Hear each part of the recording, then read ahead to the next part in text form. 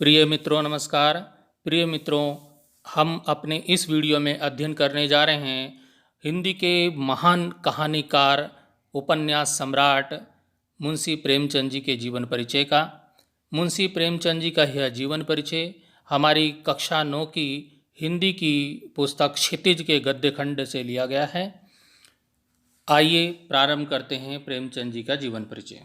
प्रेमचंद जी का जन्म सन 1880 में बनारस के लमही गांव में हुआ था और उनका मूल नाम धनपत राय था। प्रेमचंद जी की आरंभिक शिक्षा उन्हें गांव में ही प्राप्त हुई और प्रेमचंद का बचपन अभाव में बीता। अब अभाव में किस प्रकार से बीता? बाल्यावस्था में ही उनके पिताजी का स्वर्गवास हो गया था। आर्थिक रूप से कमज़ोर परिवार के भरण पोषण का पूरा भार अब उन्हीं के ऊपर आ पड़ा था। तो 10वीं कक्षा उत्तीर्ण करने के बाद वे एक प्राथमिक स्कूल में शिक्षक के रूप में नियुक्त हुए। उस समय हाई स्कूल परीक्षा पास करने के बाद नौकरी शिक्षक की मिल जाया करती थी। तो शिक्षक के रूप में नियुक्त हुए तो नौकरी करते हुए ही इन्होंने बीए पास कर लिया।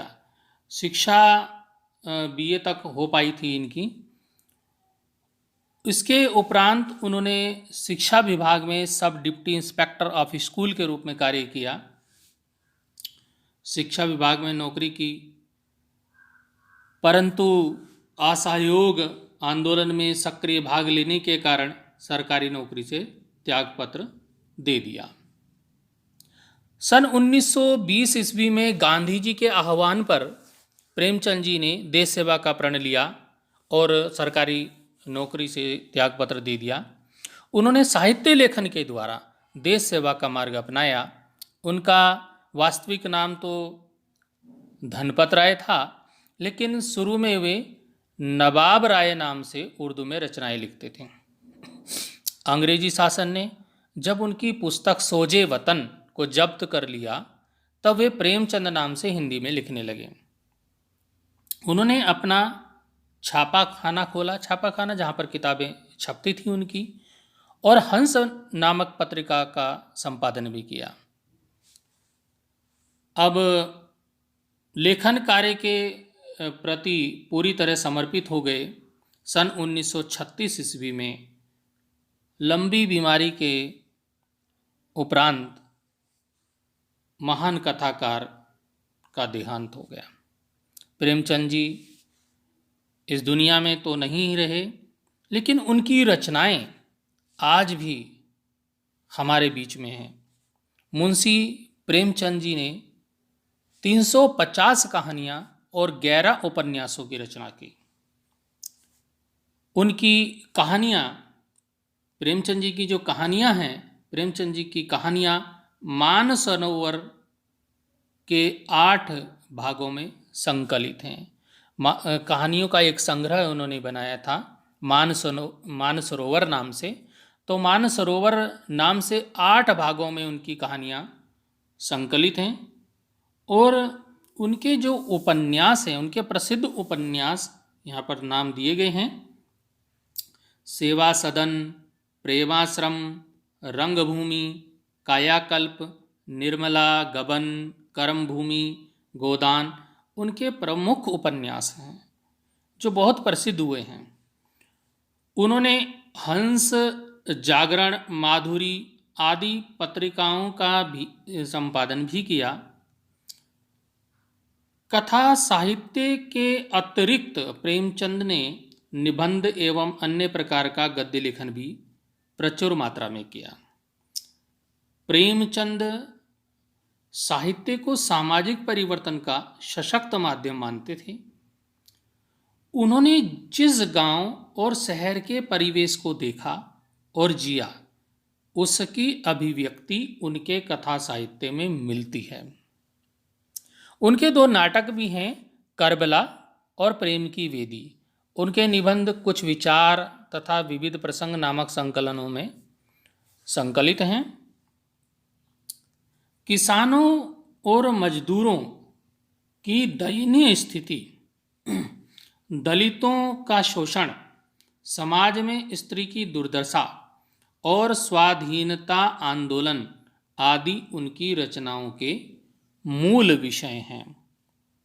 प्रेमचंद जी अपने समय को अत्यंत जीवंतता के साथ प्रस्तुत करते हैं। उनके साहित्य का प्रमुख विषय है राष्ट्रीय जागरण तथा समाज सुधार। उनका पहला कहानी संग्रह सोजे वतन देशभक्ति के इसी ओजस्वी स्वर के कारण अंग्रेज सरकार द्वारा जब्त कर लिया गया था। प्रेमचंद की जो कहानियां हैं और उपन्यास, उनके मुख्य विषय जो रहे हैं वो है दहेज प्रथा, अनमेल विवाह, नशाखोरी, शोषण, बहुविवाह, जातिवाद। प्रेमचंद का साहित्य उनके युग का दर्पण कहलाता है। प्रेमचंद के कथा साहित्य का संसार बहुत व्यापक है। उसमें मनुष्य ही नहीं, पशु पक्षियों को भी अद्भुत आत्मीयता मिली है। बड़ी से बड़ी बात को सरल भाषा में सीधे और संक्षेप में कहना प्रेमचंद के लेखन की प्रमुख विशेषता है।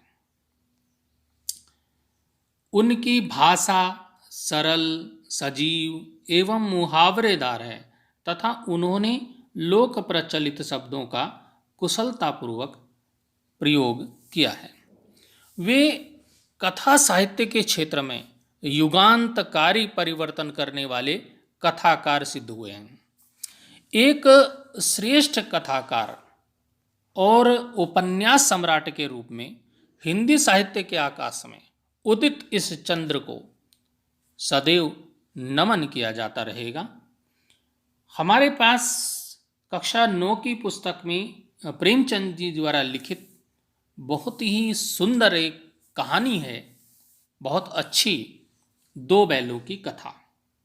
अब 2 बैलों की कथा के माध्यम से प्रेमचंद ने कृषक समाज और पशुओं के भावात्मक संबंध का वर्णन किया है।